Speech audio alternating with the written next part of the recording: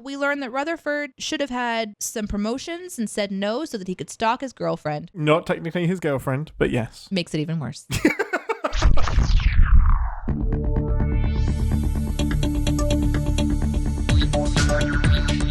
Captain's Pod, Stardate 815923.1. Welcome aboard the Starship Enterprise, and thank you for joining us as we take a brief shore leave from the world of CinemaSins to explore the universe of Star Trek. I'm your Captain Ian Whittington, and with me this week, she broke too many things and didn't get that special promotion.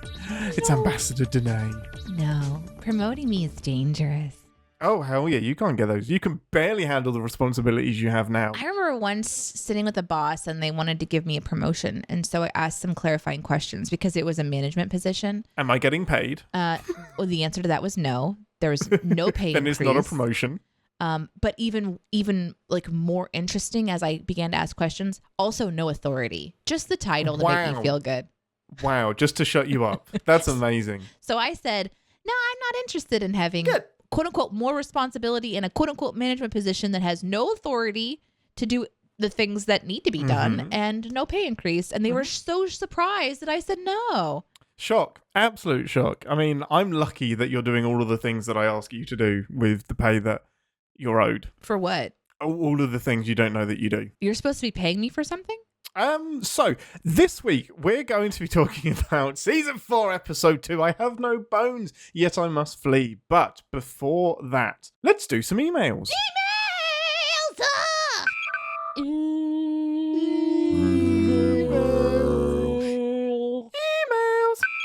Okay, hailing frequencies open, everyone. It's time for us to read your emails from Discord, Twitter, and, well, email. Just the one this week. We have, and I am so sorry if I pronounce your name wrong. Bits of it seem Italian, bits of it seem Gaelic or Irish, so I'm going to get it wrong, I apologise. But this is from Lodair Boschetti Jr. Please correct me if that was wrong. Last week, Jonathan and I were having a discussion about sentient holograms and like how ethically grey the holodeck is, because you can just go in, create these holograms, and they're just like playthings unless you speak some magic words and accidentally make a Moriarty or like the holographic doctor from Voyager. Like, it's weird how we play with some holograms, but some of them have rights. And it's just like a really weird grey zone. Regarding your question about whether it's still legal to create sentient holograms on the holodeck after the Moriarty debacle, they answered that in a Lower Decks 3-part comic book called All in a Sea of Wonder. The first edition of that comic book explains that they disabled the create sentient life option. So whenever you try to recreate what happened in elementary Dear Data, the holodeck tells you that it can't do it. And they've attached a little screenshot as well. Not sure if it's canon, but it is an explanation. It makes sense to me. Like, if you say, hey, let's create a bad guy that can defeat Data, the computer's just like, nope, not doing it. Not happening. I mean, I have nothing to add to that. I've watched some very scary episodes of Star Trek where some really, really questionable things happen in that holodeck. I am all for safety. All for safe holodecking? Yeah. Can they send in questions about anything? Because, you know, like if it's a Star Trek question, I'm out pretty much most of the time. I guess I can try to give you an opinion of somebody who's a noob to everything, but, you know, maybe they could ask other questions. Whatever you want to ask of the ambassador, literally anything, and we'll put it in the episode. We have no boundaries. So you did catch up and watch last week's episode. Hang around for the outtakes for a little snippet of what the ambassador thought of that episode. A very short snippet. Very short snippet. Now, this last week's episode, I think the crucial thing is that, or one of the crucial things is that it ended with that little stinger of the alien ship it's blowing peanut up the hamper, Klingon right? ship. Yeah, it's right? peanut hamper. It's got to be. So you agree? It's got to be. Yeah. Okay. Got to be peanut hamper and bad. Doesn't it? Yeah. Okay. It's got to be. Okay, cool. We're on the same page there. But what did you think of them doing that little stinger that had nothing to do with the episode? Did it feel tacked on? Did you like it? Do you like that they're clearly setting up an overarching kind of sub-theme for the season? Yeah, I like it. Because, and this is a bit of a spoiler for how I felt about the episode, but I felt like it was one of the things that I really like clung on to from the episode that was interesting to me is to see what's going to happen next. And I don't mind if there's a seasonal thread. I like the episodic, as you guys know. But yeah, it seems like honestly, I'm excited to see Peanut Hamper again. And I hope it is. I hope it is that. Because there's this element of chaos that this show does. I don't see happening in like a live action world. And Peanut Hamper, this is like a place to sort of explore the impossible in a way. Yeah, the chaos that could happen in this universe. Yeah, for sure. Yeah, and that's a big lingering hanging thread is where the fuck is Peanut Hamper? I love that. I re-listened to a lot of season 3 to do the recap episode. And just that, I completely forgot about the bird episode where Peanut Hamper is on that bird planet, gets married, and is evil all along, but we don't realize it. And just the Peanut Hamper sex. Like, it's one of my favorite episodes. And honestly, maybe this says too much about me. I don't know. It's one of the reasons why when we were doing our Star Trek themed poster for CinemaSins that I wanted to become an exco. Yes! An exocomp. You're not just an exocomp in that poster. You are Peanut Hamper. I'm the original exocomp. No, I'm not Peanut Hamper. No. You are the original. I didn't want to be that on the nose. No, that's fair. Okay, with that, let's have some predictions for this week. As we said, the title is I Have No Bones, Yet I Must Flee. Give us one general prediction and one oddly specific. Peanut Hamper has no bones. So maybe some shenanigans happen and, then it's the chase is on. Peanut Hamper must flee. Nice, I like that. My oddly specific... Okay, so I sometimes play this game with my gaming friends called Sons of the Forest, which is like a horror survival game. And in that game, you can craft like bone armor. Yeah. And my oddly specific prediction is that someone is going to craft bone armor. Like, I love that. On their person of some kind. I'm not saying it's a full suit. I'll just say like, they're just part Even of if it's like a necklace or something. Yeah. Someone's wearing a bone. I love that. That's a great specific prediction. Okay, let's see if it comes true. We're going to head over to the holodeck to watch the episode. We'll see you all in 10 Forward. Spoiler alert, none of my predictions come true. Okay, go ahead. Ever. 2 to beam out. No, don't beam us. God damn it.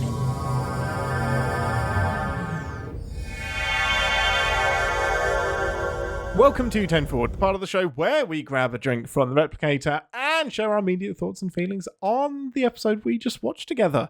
Most important question first. What would you like from the replicator and why is it Moopsy? Oh, I don't want to... Moopsy. I don't know. I don't think I should... Can replicators do that? No, absolutely not. Okay, they can't replicate a live thing. Definitely not.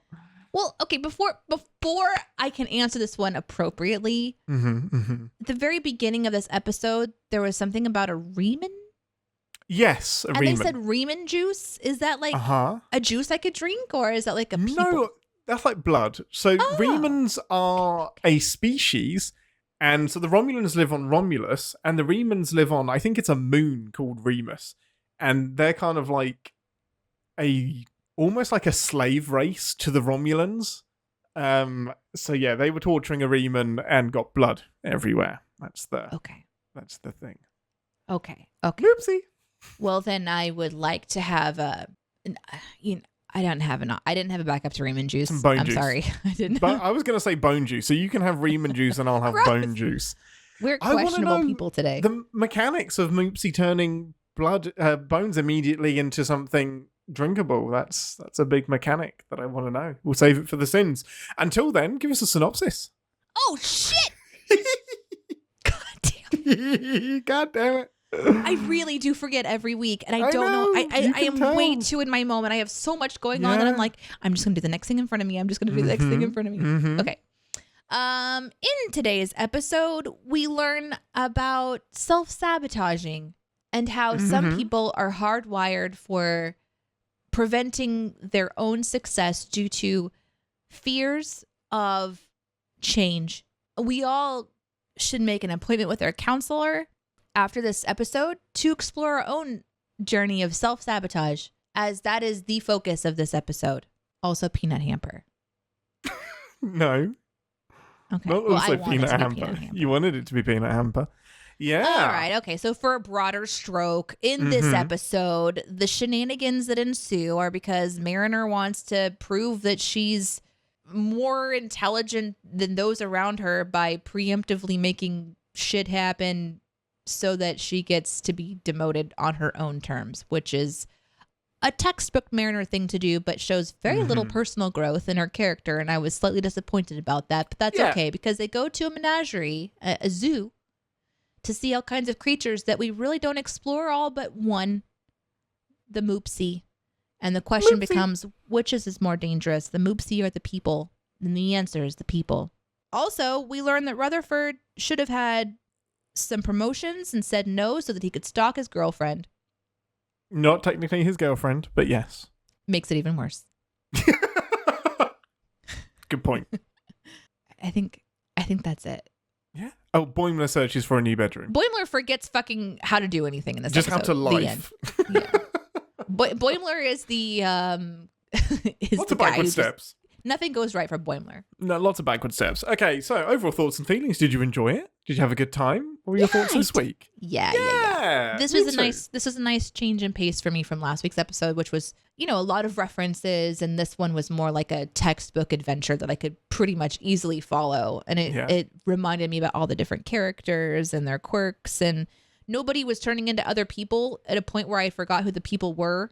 Like last week it was like, here's the different personalities of these characters, and then we're going to merge them together. But I forgot who what the character personalities were before they merged. So like the difference, it kind of got lost on me a little bit. You couldn't quite get the Billups and Ta'ana bit. Yeah. No, I can understand this one was nice. I almost wish this was the first episode, and then the other one was the second episode. So I could have at least remembered some of the personality stuff.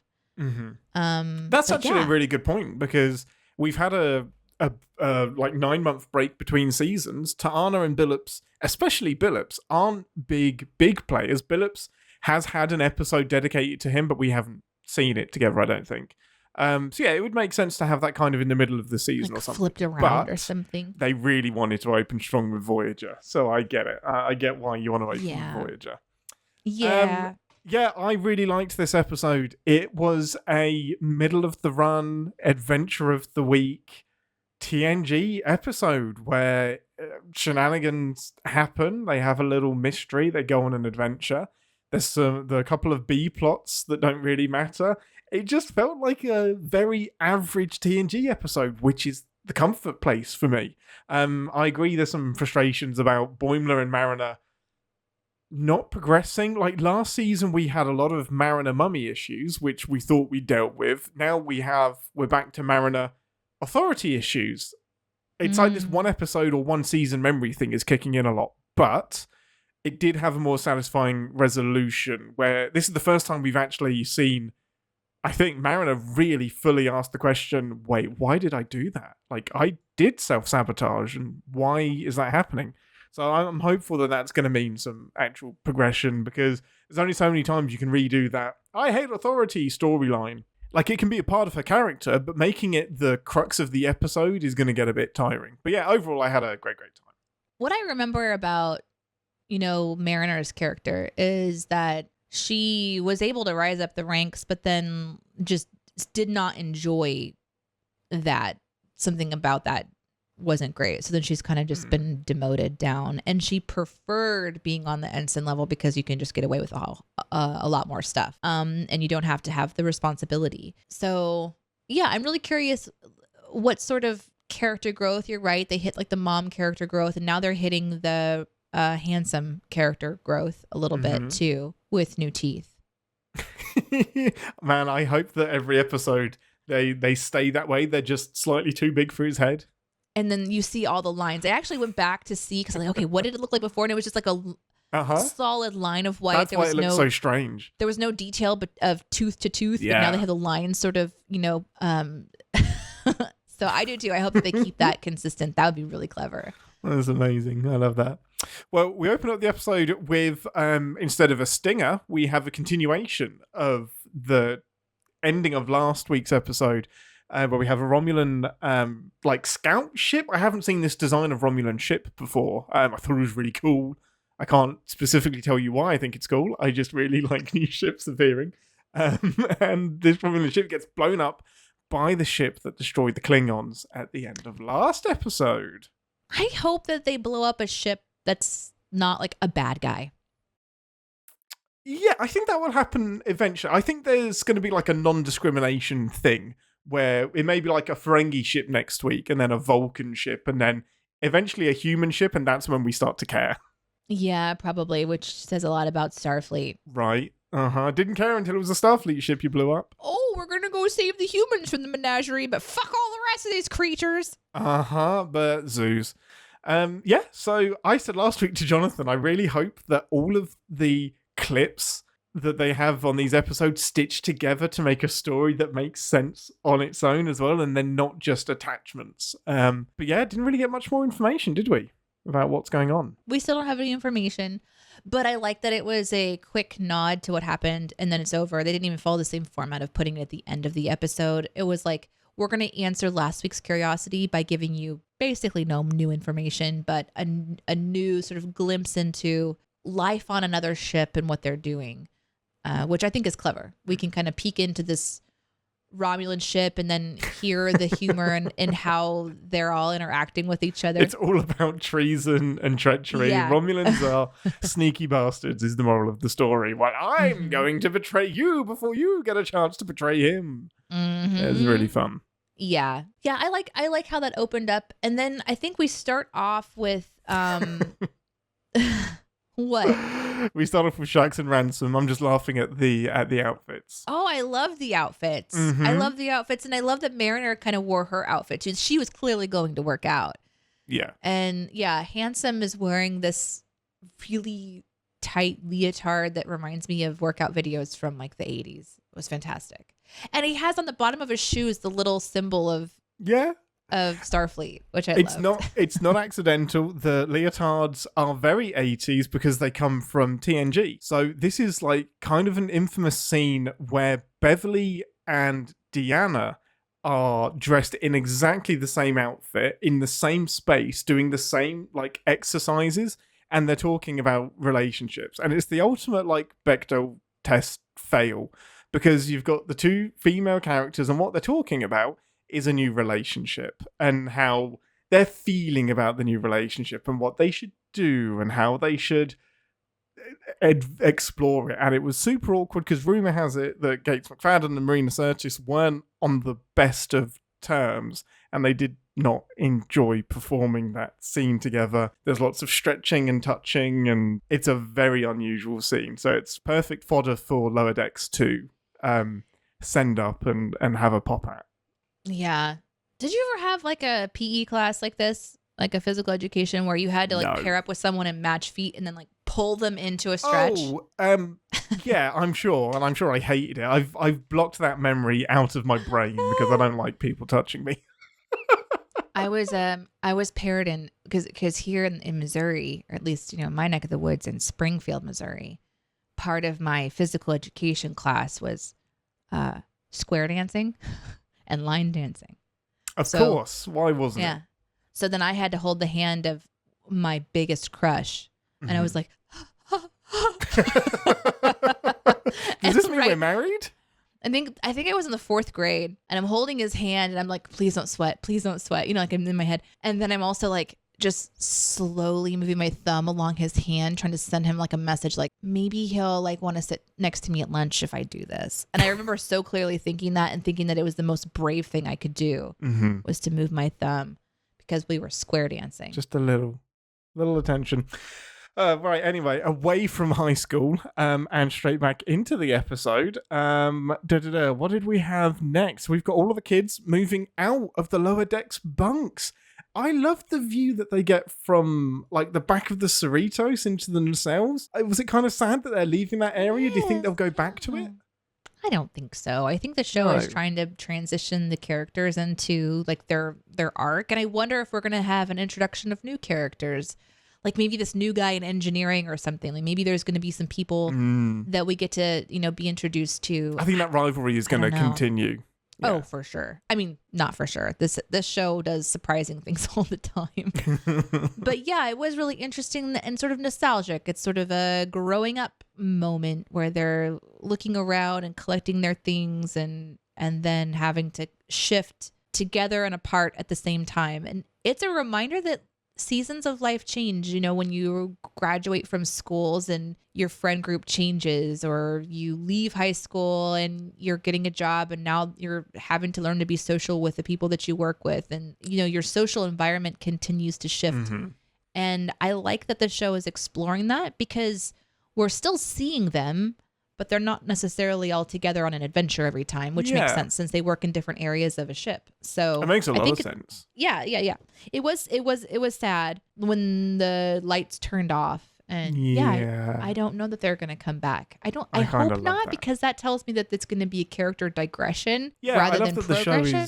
I love that the show is kind of brave to move on from it and evolve and not get stuck in its own way. And I love that they're still lower decks. They're still getting the shitty quarters. Like, these are not the great seats in the house. Boimler goes on a tour of the... No, they're not. They're really not. He goes on a tour of the worst quarters in the ship. Come on. But only after he rejected a really good one. His first one was a great option. He just didn't, which is a sin, but like that was a great choice. Yeah. Yeah. But then there's one room in particular that's sandwiched between two holodecks that's not just that makes great. No sense. I mean, I'm going to put it down to the fact that this is a small ship and you have to make use of all of the space that you can, but there's so much wrong with that. With that placement. It's brilliant. Mariner is determined to get herself demoted before Ransom can have the opportunity to do so. So a self-fulfilling prophecy, which leads her to calling him Jack, being dressed in the wrong uniform, crashing the shuttle basically into the menagerie, and all kinds of disobedient shenanigans. Thoughts on that part of the episode? Like I said, it's fine, but it's getting a little bit tired for me because it's too easy to see where it's going. Like, Jack was trying really, really hard to not let it bug him, which means he knows exactly what she's doing. And I just kind of want to get to the bit where Mariner is getting promoted and is comfortable. Like, I know it's tricky because it's not her character, but I do feel like there's a way to be true to her character and still not get in her own way. How about you? I think that there's an importance, I think, sometimes in storytelling to remind the audience about a character trait, like a character flaw that just doesn't go away. Yeah. And it's a really important part of storytelling because if we don't see a flawed character, then we're almost idealizing perfection or like someone that is infallible in a way. And I just... Well, it's amazing how like not entertaining that is to watch. Like watching a perfect person isn't entertaining. Right. And if you've watched everything, you know Mariner's issues, and so maybe it's not surprising that she's self-sabotaging, but I think the writers are attempting, and I think they're succeeding at reminding us about what's important to this person. I like from the start, and I watched I think the first episode of the first season, and then I skipped and then watched the last episode of season 2. Yeah, the last episode of season 2. So I missed a lot, and then we watched all of the season 3? Yeah, all of season 3, correct. So, though I am missing some chunks of information as far as her character is concerned, I just, like you, I'm not surprised that she's doing it, but I think it's a good idea that she's kind of having that self-reflective moment of, why do I do this? Which is a really important part of life, is to kind of take the mirror and look at yourself and say, okay, so maybe I have a role to play in this too. But that kind of saved it for me. I love that she got to that resolution and wasn't just in complete denial. Yeah, me too, because that would have frustrated me, because it would mean, at least to my assumption, that the rest of the season would be Mariner doing sabotage type BS. And this episode seemed to indicate that she's almost got like a mentor that is like, Ransom is someone that I also want to toss away, sort of. But now here he's saying, I'm choosing to ignore this part of your personality so that you can have growth, because there's so much potential, which I think is a terrible idea. Mariner should just be kicked out of Starfleet instantly. She should. Dangerous. No, she absolutely should. She's clearly in the wrong place. Oh, okay. I felt that way before I knew who let this kooky thing out, because I at that point I'm thinking, okay, there's no redemption. She's murdered here. people now. She's murdering things. Manslaughter. I like that the show didn't go there because that almost allows me to think that the stuff that Mariner did wasn't too extreme. Like the way that she's driving the shuttle and the way that she's was still talking, in control. the way she's, and those are all things that can be refined.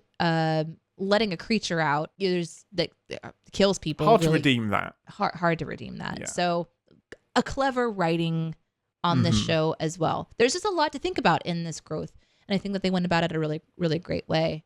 Now that I'm thinking about it, what's interesting is that all of the commanders that she's had previously, by the sounds of it, are very by the book, very what you'd expect. And in that system, she isn't doing very well, and she keeps ending up getting demoted and put back down for not fitting into the Starfleet square peg. And as shitty as Ransom is, and we often dismiss him as being a really bad first officer and a terrible officer, he might be exactly what Mariner needs, because he is unconventional and he's a little bit not what we expect. He's a little bit different to your regular kind of more intellectual Starfleet officer. He's more of a, I guess, meathead. And maybe that's the kind of person that Mariner needs as a mentor, because she's always the smartest person in the room. And Ransom isn't even trying to be in the room. He's just stubborn. He's really just stubborn. There. Yeah. Which is a good thing for, Which is for what Mariner. you need. He said that she's not going to be his problem anymore, which of course is the red herring of she's going to either be demoted or she's going to be moved to a different division or a different ship or something like that. And then we come to find out that means that this is a bit of a stretch in my opinion, but I think what he was saying is it's not my problem. If Mariner is going to self-sabotage and fuck up, it's not my problem. I'm not going to try to fix her problems. But then he also is saying, I'm going to stick with you. I believe in you. So he kind of is making her problems his problems. And it was a weird way of kind of trying to trick us into believing that Mariner is being sabotaged. And then kind of did that work for you, or was that a little clunky for you? It was a little clunky. It's such a setup, and I am kind of tired of the person gets misheard, and then it inspires this misunderstanding, and then that informs how the character acts the entire episode. Because the bottom line is, it all comes down to fucking conversation. If somebody actually acts like an adult and talks, then we don't have the episode. But I get it. It's a tool to get us through the story that they want to tell, and those tools are there for a reason sometimes. Yeah. Could have been less clunky, but it's tricky. It's easy in hindsight to think that. I mean, as a writer, you would think, okay, we want there to be a misunderstanding here. What can Ransom say that would, be misinterpreted? Inspire this. Yeah. Yeah. And I think it was okay. It doesn't need to be major, because this is a really fast-paced, fun show that's not necessarily designed to do deep work all the time. But when it hits the deep stuff, I've always really kind of liked it. It reminds me of Schitt's Creek in a way, where you think you're going for a comedy and all of a sudden it's like, oh, we're going deep here. This is character growth. Bam, emotional moment. Yeah, totally. Well, while we're on the menagerie, which is an homage to lots of different kind of variations on this theme that we've seen. The Most Toys, which is a TNG episode, has a great menagerie episode where Data is kidnapped and put on display as a toy. And it's an episode it's so high on my list of episodes to show you, because it's such an incredible Data episode. Do you have a list? Oh, of course I do. The listeners have a list. It's getting really long. This I was just going to say, is going to go on for a long time. How long is this list now? Yeah, no, it's long. And there are more and more TOS episodes being added to it, which is really interesting. Wait, 30 long? I mean, well, it's 800 episodes long because we have all of Star Trek to get through. But the point I was making is that there's also a menagerie episode they pop up all over the place where they're collecting aliens and animals, and shit always seems to go wrong. But it does give us Moopsy. How is this? We would sin this for being product placement before the product exists.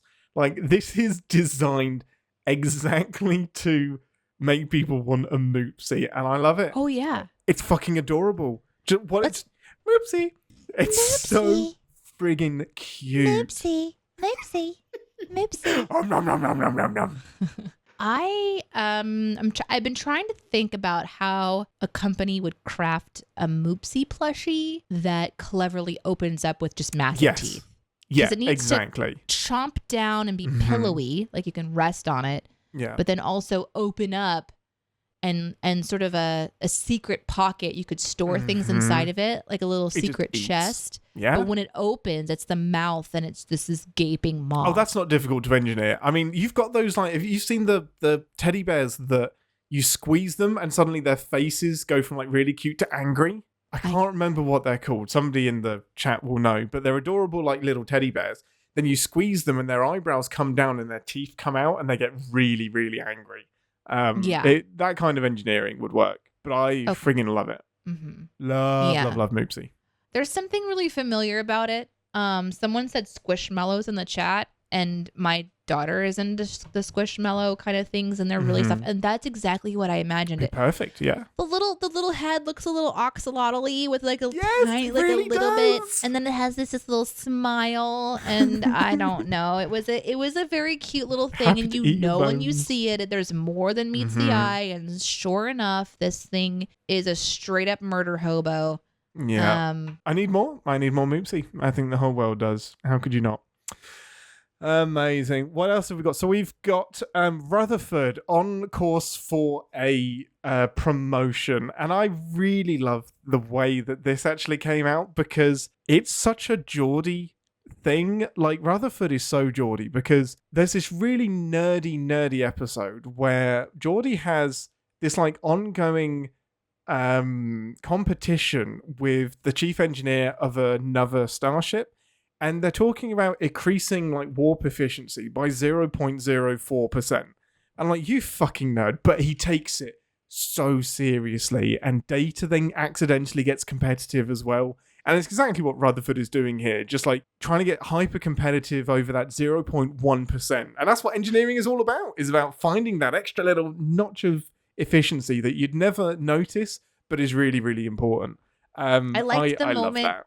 I like the moment when he's like, let's see what this 0.06% can do, or whatever the percentage was. And then Boim's in his little room, and it's just like, the goggles, they do nothing. It's so good. But I also love the resolution, because this episode has undone two of my sins as I wrote them. It's so frustrating. You just cannot sin it. Well, when we get to the sins, we'll get to it, because same thing happened to me too. Yeah. But I love the resolution with Rutherford of, hey, Attendee's just like, can you not just ask for one of the other promotions that you've already earned? His ideas have saved the ship so many times. If it's based on merit, he should have been promoted already. And the show just like acknowledges that really, really cleverly. I love that. Rutherford's the best. He's so adorable. Yeah, he's great. What did I call him? I know I called him like Robot Boy. Yeah. I think I'm going to call him Cy Boitherford. Cy Boitherford? Nice. He's adorable. Amazing. There was a great reference that I've got to shout out. And it's the Tucker tubes. So these are the glowing red sticks. Oh, yeah. You will now not unsee them. So these glowing red sticks, exactly like that, are in TOS, TNG, Enterprise, Voyager. Strange New Worlds. Space Station, Strange New Worlds. They're everywhere. And it's just a product of budgeting from the 60s, 70s, and 80s. Is we'll just get a fluorescent tube and put it somewhere and it will look like it does something. And there's just this running gag of nobody knows what they do, but every species seems to use the fuckers for something. So it's great that they try to add an extra layer to it and invent a third tube. So we still don't know what it does, but now there's three of them. They said something, and I can't remember what it was exactly, but it was like he figured out how to add a third without creating like a gravitational pull. Without disrupting the Heisenberg principle or something like that. Yeah. Yeah. It's so clever. They pop up everywhere. I love it so much. So yeah, just another great in-universe joke. Anything else before we move on to the sins? No, I think we kind of covered everything that sort of was the main beat of the show. So yeah, let's try to sin it. Yeah, good luck with that. Okay, red alert, battle stations, everyone. Warning, warp core collapse in 10 seconds. This is the part of the show where we re-engage our sin brains, remind ourselves that no TV show is without sin, barely including our beloved Lower Decks. What have you got, Ambassador? It's hard to sin this show. It is hard to sin the show, especially when a couple of my major ones were, like you said, undone. Fucking undone in the last couple minutes. And I'm like, I banked like a 5-minute rant about these sins. And I'm like, nope, I've got nothing. Well, I was really glad that they fixed the problem, which for the biggest one for me was not being able to shade Immediately. the windows. Doesn't the window have a filter to block out the nacelle? Of course Absolutely. it does. Of course it does. It has to. So the sin then shifted to me that Boimler didn't know that. That's of course. where I Captain landed. Know-It-All doesn't know how the filter works on... He's a nerd. He should know about that. So yeah, I get it. So annoying when the show undoes its own sins like that. Yeah, and we had a lot of these mentioned in the chat as well. Yeah. It was a big one. But It's so dumb. I mean it was clever. I want to see somebody look out of the window and just glare. You never see that. I want to see that. That was actually one of my positives I forgot to mention. It was that, oh shit, yeah. There are some windows on any ship that are going to be right next to the glowing nacelle. Especially when that thing like gets really, really bright when it goes to warp. It just, yeah, that filter should be on permanently. Why would it even have an off setting? Because it's always there. It would be automatic. Yeah, you would think so. So the other big one that got undone was, how hasn't Rutherford been promoted? Like, why are we depending on this one act now when he's done so many things in the past that he deserves to be promoted for? And the show bloody warps that into the fabric of the episode. Well done.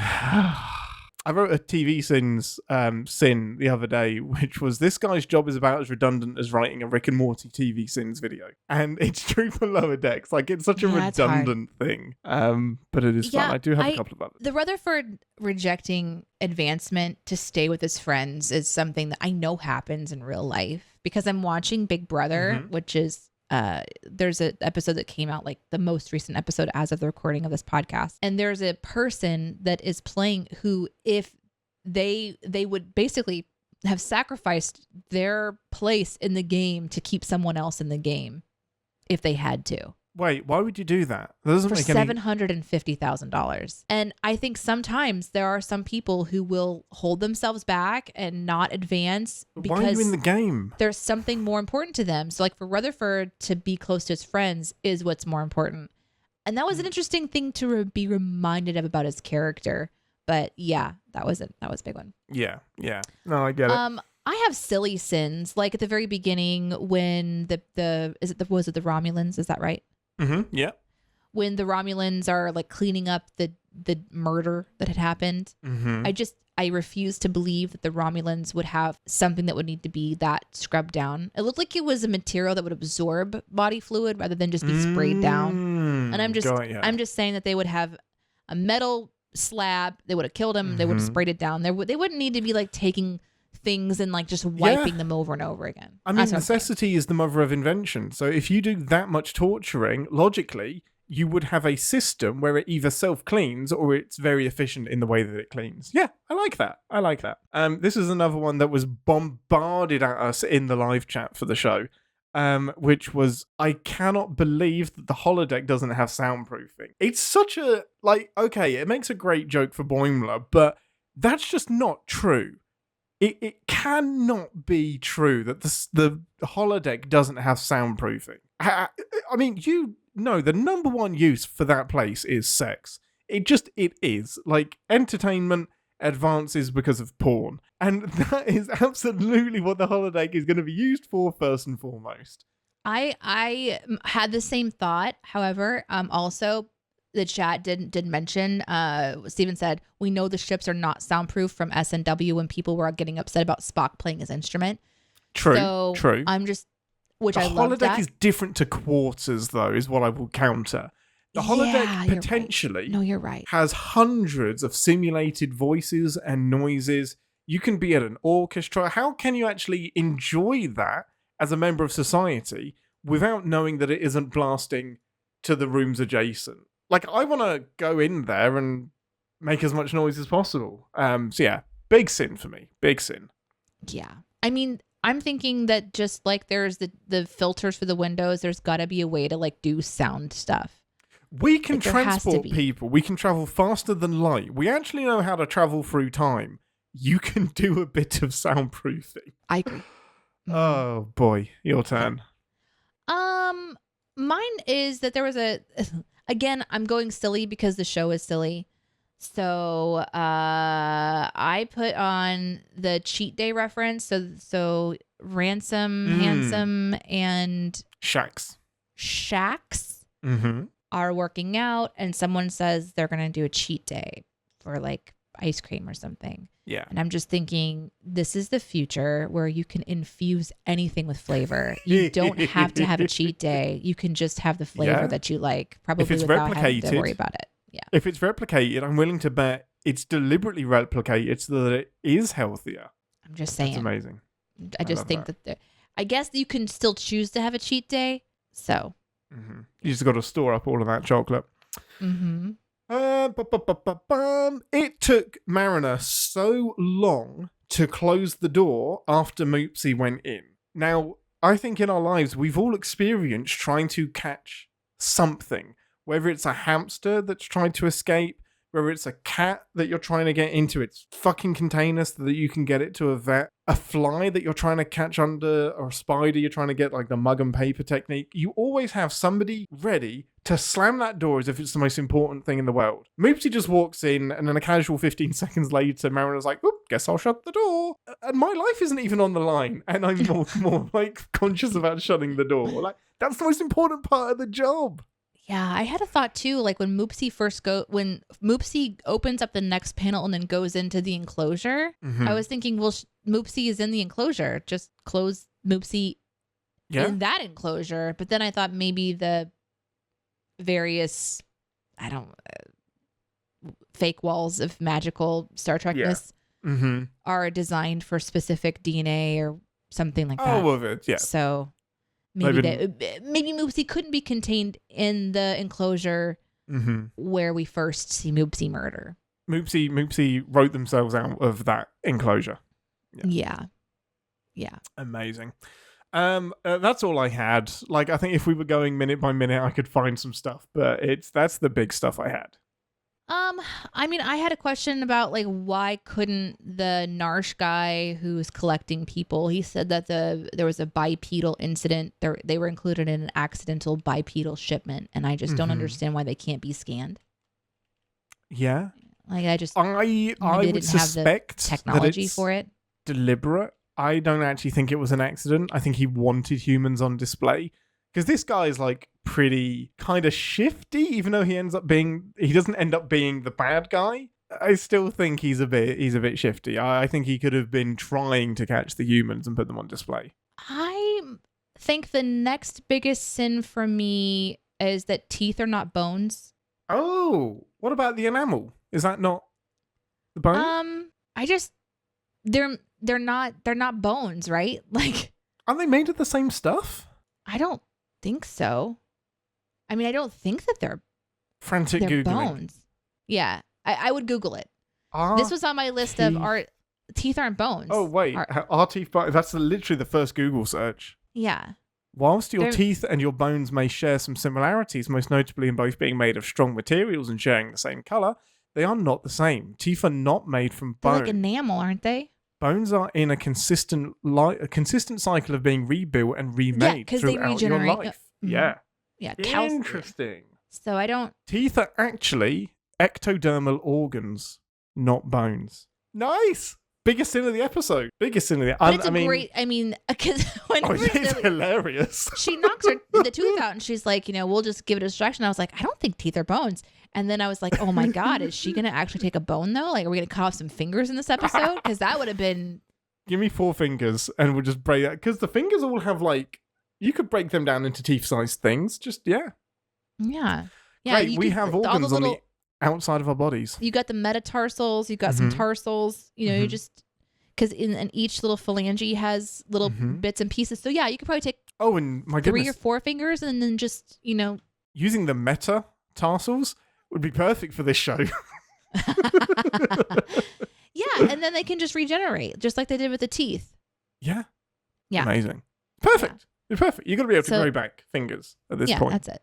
Yeah. Amazing. That's incredible. I did remember a couple of questions, though, that probably should have been before we came over to the sin section. Is that okay? Go for it. Yeah, go for it. We still have the predictions to do as well. And I also wanted to, so to rewind a little bit and go back, I love that Tendy's first official order was friendship. I thought that was adorable. It's on brand, isn't it? That's amazing. Yeah. I'm going to skip around. You're going to hate this edit so much. I don't care. Go for it. Oh, I'm not moving this. This will just stay in the sin section. So then to stay in the sin section, and then we'll go back again. Bulkheads being able to be imprinted by a skull. That just seems... Yeah, what is that bulkhead that's made of? Or what is Boimler's head made out of? Yeah. He has a very solid skull, apparently. Yeah. But my question was... Okay, when they were in the menagerie... There was a quick shot. I don't know if you saw it. There was an orb with the three snake heads coming out. Is that a cue? Yeah. My goodness, that was so confusing to me. So, because you said that that's like a cue. Like, well, that was an assumption. So my assumption has always been that is the cue's quote unquote true form, and it's just the 80s being a bit weird. But now I think that Q might have just been being a dick and was taking on another species just to confuse humans. So maybe the Q don't have a true form. And now that in the menagerie, we're seeing this actual species. So I don't think it's actually a Q. I think it is that species that Q was impersonating. Which, that's the number one question from this episode I would ask Mike McMahon. What was the intent of including that creature? Because Q was wearing an emblem on his like a pendant. Yeah. In Picard before death that seemed to have some sort of symbolism, and then you were like, is it this creature? And then I remember maybe he fades out or something, and I thought that I've actually seen the snakes. I was like, well, there's only 3 snake heads, and then that pendant has multiple. There was more than 3. Yeah. And then it was in this menagerie, and I was like, well, then is that a Q or what? So yeah, I'm really confused. I don't think it's a Q. I think it was in Encounter at Farpoint. I think he was just taking on a different species to fuck with people. Well, that's confusing as fuck. Right. Thank you very much. Sure is. Well done for spotting that. Very impressed. You're learning, Ambassador. I've always been learning, Captain. You've just not been paying attention. That's fair. I am the ransom to your mariner. We finally found what the dynamic is in the show. One of the nerds in the chat says... The Aldebaran serpent was a reptilian-looking life form native to the Aldebaran system that had the 3 semi-transparent cobra-like heads extending from a brilliantly glowing sphere hovering above the ground, surrounded by lights. I don't know how that animal works. It's fucking bizarre. Okay, well, yeah, overall, loved that episode. Nice, kind of calm. Interesting to see what happens next week. Yeah, I love this show. I love Lower Decks so much, Deneé. I love it. I really enjoy Lower Decks too. And I'm excited to go through all of them. We're going to do some predictions and stuff for... Oh, shoot. Yes. No. It's the predictions that we had this week. So the Ambassador's overall prediction was that Peanut Hamper has no bones. We will be chasing Peanut Hamper, and that's the crux of the episode. Sadly, no. That didn't happen. They're clearly holding back on the Peanut Hamper thing for a while. God damn it. Bastards. Oddly specific. Someone is going to craft bone armor. Would have been cool, right? Would have been cool. I don't think it happened. Except that it wouldn't be cool against a creature that's trying to eat your armor. Nope. That would have been, yummy. Eat me on the outside first, and then on the inside. Incredible. Yeah, okay. That's it, everybody. If you are enjoying the show, hey, how about you leave us a review? Go over to your local holodeck and leave us a nice review of your choosing, and we'll give you a little shout out on the pod. We'll find the reviews and we'll say thank you and read them on the show, whether they're good or bad. No, we probably won't read the bad ones. It just depends on how bad. It's true. If you want to hang out with us on Twitter, you can find us at CaptainsPodCS. Hey, if you don't like the corporate thing, I'm at Whitsind, and Deneé is at Deneé Says. So come and talk to us personally. And we have a Discord, which is discord.gg/CinemaSins. And we will be back next week for the live show on YouTube Live and the CinemaSins Twitch channel at 12:30 CT Friday. Yeah. Yeah. And just We have an idea. for you podcasters at home, if you also are able to check it out sometimes. Oh, like last week we went live. No, this week we went live. Sorry. This week we went live a little bit early, and we're just kind of messing around for 10 or 15 minutes before the show. So we will go live sometimes earlier than expected, sometimes later than expected. So just click on the notification and watch Discord for updates.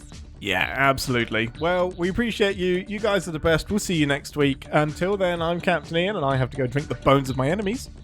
And I would like everyone to leave some minor improvements for the rest of us. Live long and prosper.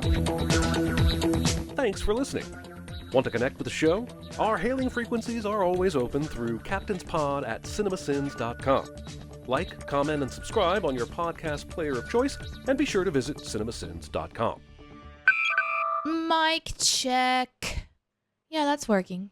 But is my brain working? Stay tuned for a new episode of my very own individual podcast called Is Deneé's Brain Working Today? Where every single episode reveals that Deneé's brain doesn't always work. That sounds like a terrible idea for a show. What am I doing again? Yeah, that would be the entire that would be the podcast. Just what am I doing again? Shit, my camera's all fucked up. That's okay. Nobody cares. Nobody is coming for great camera work. They're coming for the puppies. Puppies! Hi! Oh, God, you're so cute. Shit, I'm late. Oh my God, that's exactly what I was just doing. I was fixing my camera. I don't know what got jacked up, but something's jacked up. Well, it's so hot. Did your whole set just melt in there? Yeah, everything. I've had to remold all of the ships behind me. See, now I look too fucking low. You're like a little baby. Oh, I'm low as well, though. Look. If I said, no, I don't like Now that. isn't the time to figure out camera angles. No one cares. They're not here to see us. They're here to hear us. Well, no, that's the point. I want to do the camera angles before they can see us. But they don't care. You don't care. I don't care. You're right. I don't. I mean, you join the live show for no other reason than to look at the dogs. That's Like, what I really. just said on my own. Like when you listen to my audio, that's exactly what I just said. That's amazing. It's so almost true. like we're on the same page, except for we're not reading anything. We're on the same deck. Can I tell you about stickers? Please tell me about stickers. I've decided to try fingernail stickers. Okay, nice. So instead of painting my nails. Wait. Oh, okay. I wondered if it was stickers of fingernails that you're putting around the house or stickers that you put on your fingernails. So I see. I'm glad we cleared that up. Mm-hmm. But now I'm considering the first thing that you Oh, said. absolutely. Yeah. Yeah. Shit. Me too. It's really gross. It depends on the picture. Like, what kind of nails are you thinking about? Gross. Like, Like nails? gnarly. Just super infected gross nails. I went to like the little icon of like a beautiful nail with like the paint on it. Nice. Those would be okay. But also those would work. equally strange. If I went to someone's house and there were stickers of fingernails everywhere, no matter whether they were gross or beautiful, I would have questions, I feel. Don't you judge? Don't you judge? I'm not judging. I would have questions, I said. Why are you questioning? Just let it You be. literally just talked on our Boney Pod about how it's important to ask questions before you Be judge. curious. And now you're judging me for asking questions. Your question sounded very judgmental. Your assumption of my questions sounded very judgmental. Oh no, it's all come full circle. Am I the asshole here? Yes, for- you are. Absolutely. I wasn't curious without enough. Damn it. question. And I'm not judging. I have plenty of You're evidence. judging the framing of my question. Me and Jonathan cannot be on the same show. It devolved immediately into bunny trail of Star Trek. We jumped to like random episodes, and eventually we just start quoting episodes, and we're just like, hey, you remember when this happened? Do you remember when this happened? Do you remember when this happened?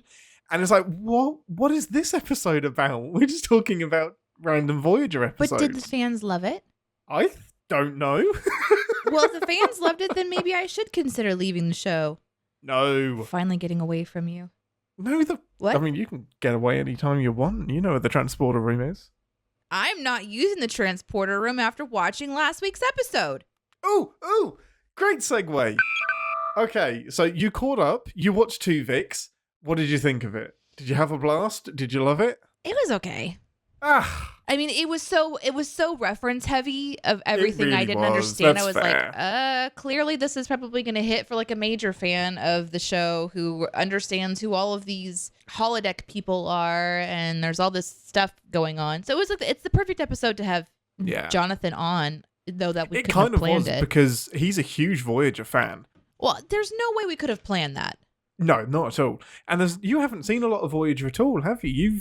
You know who Neelix is. A couple of I think I've watched maybe like let's say a dozen episodes, and I don't even remember what they are. Can I show you something before we get into the episode? Yeah. What? That's a big fucking fan. Oh, it's a new ship. I'm showing That's you the wrong side. that is the back of the box. Are you hungry for some lunch? Oh my god, you got a USS burrito. I got the burrito. Are you opening it now or are you going to do it on stream? Both. I want to show you now, and then I'll do it on stream again. Am I supposed to act like I haven't seen it before on stream? Because it's not going to work well. Oh my god, it's so cool. Oh, it's just the styrofoam. Isn't it fucking cool? This is such a great model. It's one of the very last ones that Eagle Moss made. It's so cool. So I know, I mean, you're so into this. Why is it so cool? Like, what is it about it that is so cool? So here's some things. I really love how the nacelles kind of like are layered.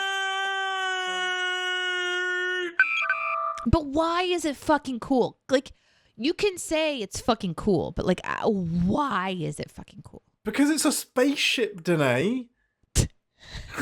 I feel like if people listen to the last episode and this episode, it's like whiplash. Yes.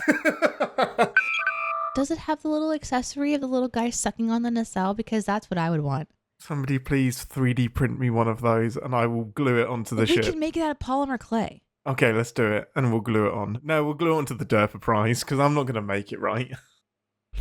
There's really not much room. You'd have to make a small one for the Derpa Prize. I'm afraid of adding anything to the Derpa Prize because it's just so... It can survive. It can't. It could make it. No, Fine. it's just hanging on by a thread of And a polymer dream. clay. Yeah, it's just slowly drying out. Over the years, it's just going to Thread and a crumble and dream. crack just from the pressure of it being in existence. How old is it? Just Earth's gravity is Yeah. just pulling it apart.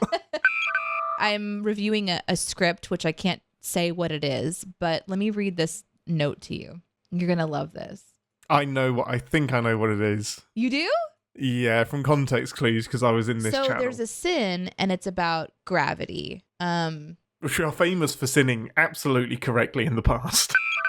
So this person grabs like this flag to stop it from flying away on this spaceship. And the sin is basically you're docked above a planet that has gravity and there's clouds above you. So you're clearly in a planet's atmosphere. Why isn't the planet's gravity in effect? That's the sin, right? Okay. But this show that we're sinning is something that has a lot of like cleverly made up stuff too. Mm-hmm. So it's not necessarily based in science or whatever. My question was, is it possible that some planets don't have gravity? Yeah, absolutely. Yeah. And Aaron's response is no, it's a mass thing. Now, a non-dense planet might have less gravity, but the clouds being in the atmosphere are a direct result of gravity. Otherwise, they couldn't form, which is... Okay, that's true. Yeah. Right. My response, listen, science man, have you met fantasy worlds yet? Not giving in to science. Let's do the show. Sorry, we didn't get to talk much this week. We haven't really chatted much at all lately. No, we've just been head down working. Yeah, and I was burying a family member as well. So you were working extra because I was burying someone. Yes, feel sorry for both of us. Can I tell you something before we? Do it. Yeah. Okay. Heads up, my grandmother is dying. My mom sends out the message, and so her sister comes to town, pudding and in so the she can freezer. try to see grandma one more time. But then, like on her way, grandma passes away. And I think that it was my mom and my dad said something like, "Just be careful where you put it in the freezer." Because the big joke is the fish is still in my fucking freezer, right? avoid the fish. Yeah, don't serve the fish by accident. That's not the kind of fish food ice cream that you want. And they kind of side-eye him like, what is that? And I don't even tell the story. I was just like, I froze my dead fish. It's in the freezer. I haven't buried it yet. And they're like, oh. Now, also, I should have said it's in a container. I think that they thought I just like laid a fish raw. Oh. Just sort of like a little, just slowly freezing to the actual freezer. The ice itself. is just enveloping it. Eventually, it just won't be a problem. This kicks off a whole conversation about why the fuck is there a fish in the freezer, which I understand. It's a very curious thing. But I have used this fish in preparation for Grandma's death with Iris many times. And I've tried to bury the fish with her a couple of times. And I wondered if after the funeral, she'd be more apt to bury the fish now that she's experienced a wake and a visitation and family functions and a burial and going out to the gravesite. By the way, my child very loudly announcing, "We're walking on dead people," as we were going up. She's not wrong. She's not wrong. So I'm explaining all this to them. Somehow my aunt confesses. I think I joke. I'm an inappropriate joker sometimes, and but my family are all jokesters, so I felt pretty comfortable. I said, "Well, I guess I could bury the fish with Grandma if I'm like sleight of hand about it." Ashes to ashes, fish to fish. And it turns out that my aunt has been sneaking things into caskets of her family members for decades, and no one has known about it. I mean, how would you find out? That's incredible. I want to know when. At what point is she sneaking the stuff in? At the moment when the casket is open and you're saying your final respects before you go bury the.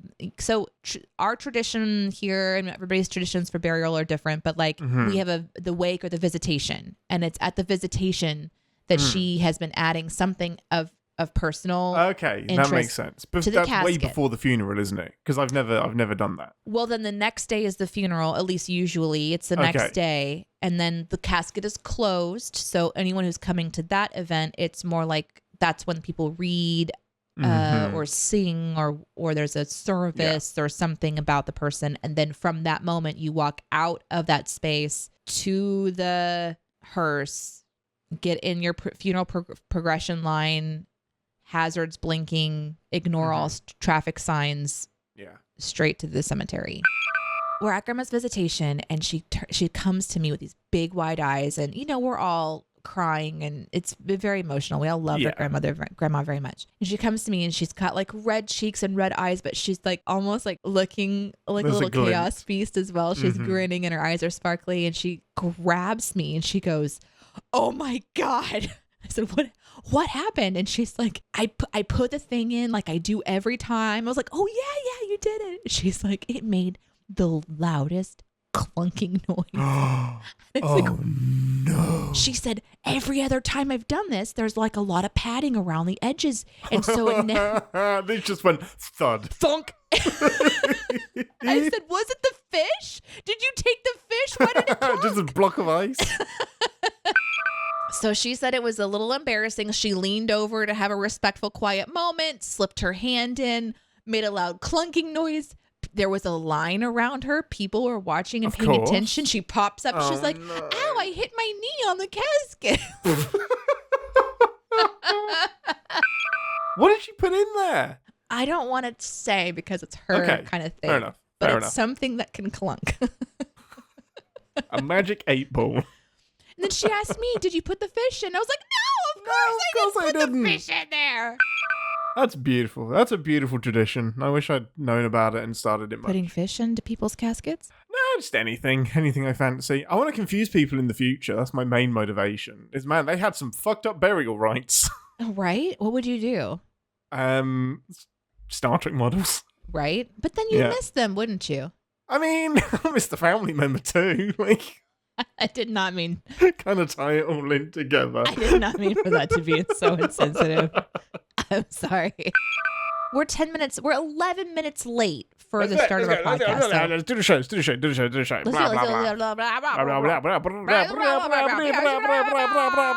So, to the lady in white. Okay. Two to beam out. No, don't beam us. God damn it. And now we're one person. Oh no! Yes. We are. What would we be? Denean? Deneé? What would we be? What's our combine name? Denean or Deneé? Ian. I want the accent on the Deneé? end. Deneé. Yeah. Deneé is pretty nice. Yeah. Hey, Deneé. E&A. Hey, Deneé. All right. This is the part of the show where we swallow a lot of saliva. Just like, I had like half of that apple juice still in my mouth.